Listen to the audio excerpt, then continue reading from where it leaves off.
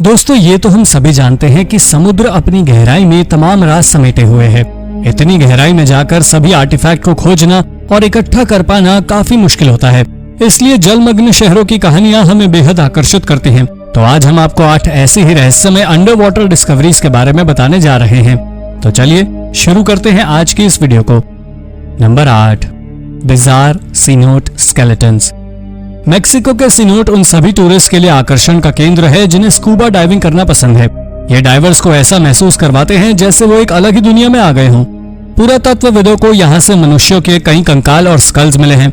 Experts का कहना है कि ये जगह माया लोगों के द्वारा सैक्रिफिशियल ऑफरिंग्स के लिए प्रयोग की जाती थी। सीनोट्स नाम की ये जगह इसके आसपास रहने वालों के लिए पानी का प्रमुख सोर्स थी। 2014 में 2 क्यूरियस स्कूबा डाइवर्स ने इन्हें खोजा। हालांकि इस खोज ने जितने सवालों के जवाब नहीं दिए हैं, उससे कहीं अधिक सवाल खड़े कर दिए हैं। इन कंकालों के साथ ज्यादा किसी आर्टिफैक्ट्स ना मिलने की वजह से एक्सपर्ट्स का मानना है कि ये जगह बलि देने के लिए प्रयोग की जाती थी। इसके अलावा उन्हें यह भी नहीं पता कि ये लोग उच्च समुदाय के लोग थे या किसी आम तबके के। कुल मिलाकर ये साइट आर्कियोलॉजिस्ट के लिए रहस्य बनी हुई है। Number 7, the San José galleon. 1708 में कार्टागेना के तट पर खजाने से भरा एक बड़ा शिप स्पेन की ओर लौटते समय एक दुर्घटना में फंस गया। असल में द सैन ह्योजे गैलियन पर ब्रिटिश फोर्सेस ने खजाने को लूटने के लिए हमला किया था। ब्रिटिश ने 3 बार गैलियन को हथियाने की कोशिश की थी, लेकिन वो कामयाब नहीं हुए थे और आखिरकार ये जलकर नष्ट हो गया। जब ये शिप नष्ट हुआ तब उसमें 600 लोग सवार थे। इसके साथ साथ इसमें करीब 1.5 करोड़ रुपए की कीमत का सोना, चांदी और जवाहरात थे। उसके बाद ये सदियों तक समुद्र की तली पर रहा। 2015 में कोलंबिया की सरकार ने घोषणा की कि उन्होंने सैन ह्योजे को ढूंढ लिया। 4 मीटर लंबा ये वेसल समुद्र तल से 6 किलोमीटर की गहराई पर था, जबकि ओरिजिनल सैल्वेज कंपनी ने दावा किया कि उन्होंने इस शिप को 1980 के दौरान खोजा था। जबकि स्पेन का कहना था इस शिप को भले ही किसी ने भी खोजा हो, लेकिन चूंकि ये शिप स्पेन का था तो इस अवशेष पर भी उसी का अधिकार होगा।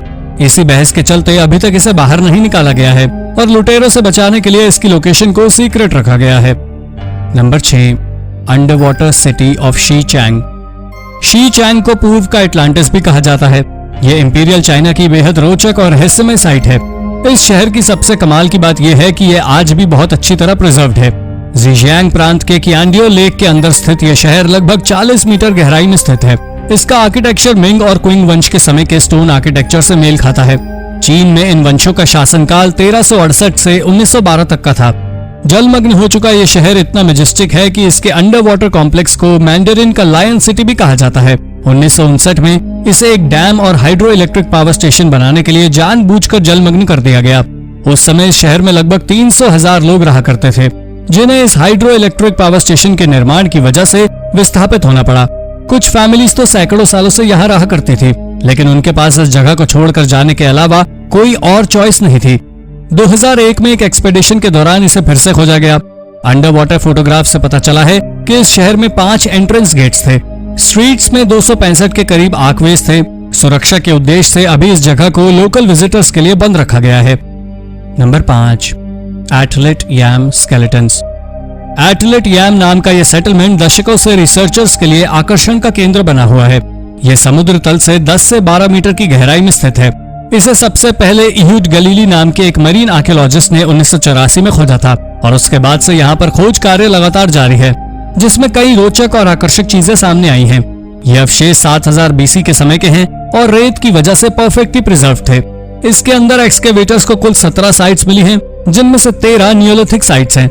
यहाँ पर 7 मेगालिथ स्टोन्स एक सेमी सर्कल के शेप में अरेंज्ड हैं। इनमें से हर एक स्टोन का वेट लगभग 600 किलोग्राम होगा। इनको देखकर ऐसा लगता है कि शायद इन्हें किसी वाटर रिचुअल के लिए इस्तेमाल किया जाता था। यहाँ बहुत से स्टोन्स, फ्लिंट्स, वुड आर्टिफैक्ट्स भी मिले हैं। कमाल की बात यह है कि ये सभी आर्टिफैक्ट्स अच्छी तरह संरक्षित हैं। ऐसा माना जाता है कि 8500 साल पहले एक सुनामी की वजह से ये शहर जलमग्न हो गया, लेकिन मेगालिथिक स्टोन्स के सीधे खड़े होने की वजह से कुछ साइंटिस्ट इस थ्योरी को रिजेक्ट कर देते हैं। उनका मानना है कि ग्लेशियर्स के पिघलने की वजह से ये शहर जलमग्न हुआ और इस शानदार शहर के अंत की कहानी पुरातत्वविदों के लिए भी रहस्य बनी हुई है। नंबर 4, फैनागोरिया। 543 BC में प्राचीन ग्रीक लोगों द्वारा एशिया माइनर, जो कि आज के समय का टर्की, उसमें युद्ध के समय खोजा गया शहर फैनागोरिया टामेजुला, जो कि आज के समय का रूस का कोस्टल सेटलमेंट है। 190 के एकड़ के क्षेत्र में फैला यह शहर ब्लैक सी पर स्थित सबसे इन्फ्लुएंशियल सेटलमेंट था। फैनागोरिया में कई बार हमले किए गए, लेकिन रोमन एम्पायर के प्रति इनकी ईमानदारी और समर्पण की वजह से हर बार इसके दुश्मनों को इसे जीत पाना मुश्किल रहा। पर आखिर में 4वीं सदी में हंस ने इस पर हमला करके इसे नष्ट कर दिया। 10वीं सदी तक फैनागोरिया ने फिर से उबरने का प्रयास किया और उसके बाद इसके अवशेषों पर नया शहर बस गया। 16वीं सदी में इस शहर का 1/3 हिस्सा समुद्र में डूबा हुआ खोज लिया गया। इसके अवशेषों को पानी से बाहर लाने और उन पर रिसर्च का काम अभी भी चल रहा है। Number 3, Port Royal. एक समय पर most wicked and sin city के नाम से जाने वाले शहर पोर्ट रॉयल को जमैका के दक्षिण पूर्वी कोस्ट पर खोज लिया गया। 17वीं सदी के आखिर में यह दुनिया का सबसे बड़ा यूरोपियन शहर बन चुका था। आज के समय का लास वेगस पोर्ट रॉयल की तुलना में कुछ भी नहीं है। शराब वेश्यावृत्ति वाले इस शहर का एकमात्र कंट्रोल हेनरी मॉर्गन के हाथ में था, जो 1665 में इस शहर का लेफ्टिनेंट गवर्नर बन गया। लेकिन पापों के इस शहर के दिन बहुत कम थे। 7 जून 1692 को 7.5 मैग्नीट्यूड का एक भयंकर भूकंप आया और रेत पर बसा ये शहर कैरिबियन सी में डूब गया। भूकंप के बाद आई सुनामी ने बचे हुए हिस्से को भी नष्ट किया। कुल मिलाकर 33 एकड़ का हिस्सा नष्ट हो गया। इस आपदा में 2000 लोगों की मौत हुई। शायद ईश्वर ने इस शहर को उसके बुरे कर्मों की सजा दी थी। नंबर 2, सीनोट एंजेलिटा। मेक्सिको के ट्यूलम के दक्षिण में महज 17 किलोमीटर की दूरी पर स्थित सीनोट एंजेलिटा उन स्कूबा डाइवर्स के लिए आकर्षण का केंद्र है जिन्हें इतिहास के पन्नों के नए नए रहस्य पलटना पसंद है। यहाँ पर कई सिंक होल्स और केव्स हैं। असल में सालों पहले यह जगह माया लोगों की वर्शिप प्लेस थी, लेकिन आज लगभग 61 मीटर गहराई में फैली इस जगह पर जाना वाकई बहादुरी का काम है, क्योंकि यह जगह वास्तव में किसी घने जंगल से कम नहीं।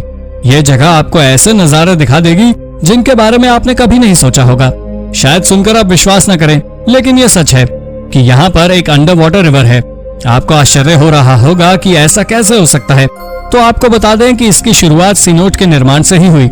जब लाइमस्टोन बेडरॉक कोलैप्स हुआ तो समुद्र में डूबकर ये एक पिट बन गया, जो कि किसी रेजर्वोयर जैसा बन गया, और ये रेजर्वोयर फ्रेश वाटर और सॉल्ट वाटर से भरा हुआ था। पानी के अंदर उपस्थित ऑर्गेनिक मटेरियल जैसे कि पौधे आदि के डिकम्पोज होने से हेलोसिलीन की एक लेयर बन गई। इसे आप किसी बादल जैसा समझ सकते हैं, लेकिन यह बादल हाइड्रोजन सल्फाइड का बना हुआ था, जो इस फ्रेश वाटर को समुद्र के सॉल्ट वाटर से अलग रखती है। सुनने में यह आपको किसी जादुई नदी जैसा लगा होगा, पर असल में ऐसा साइंटिफिक फिनोमिनन की वजह से होता है।